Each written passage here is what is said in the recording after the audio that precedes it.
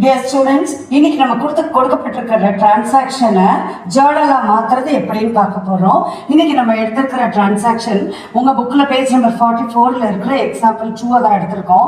Transaction வந்து பாட் goods for cash ₹4000. இந்த பாட்டுக்கு meaning purchase is considered to be a real account and cash is a real account. ரெண்டு account இதில் involve ஆயிருக்கு. So இந்த ரெண்டுமே ரியல் அக்கௌண்ட். ரியல் அக்கௌண்ட்டோட ரூல் என்னன்னா, எதெல்லாம் பிஸ்னஸ்குள்ள வருதோ அதை டெபிட் பண்ணணும், எதெல்லாம் பிஸ்னஸ் விட்டு வெளியே போகுதோ அதை கிரெடிட் பண்ணணும். நீங்கள் பர்ச்சேஸ் பண்ணும்போது பர்ச்சேஸ் பண்ண ஸ்டாக்கோ மெட்டீரியலோ உள்ள பிஸ்னஸ்குள்ளே வருது. ஸோ வி ஆர் டெபிட்டுங்கிறத இண்டிகேட் பண்ணுறதுக்கு டெட்டார் டிஆர்னு போடுறோம். அண்ட் நம்மளை விட்டு கேஷ் வெளியே போகுது, பர்ச்சேஸ் பண்ணுறப்போ பணத்தை வெளியே அனுப்புகிறோம். அப்போ டு கேஷ்ன்னு சொல்கிறோம். To represents credit aspect of the business. இதுக்கப்புறம் அதே அமௌண்ட்டை போட்டுறீங்க டெபிட் அண்ட் கிரெடிட் சைடில். அண்ட் ஒரு சின்ன description about the transaction. It is cash purchase. Thank you.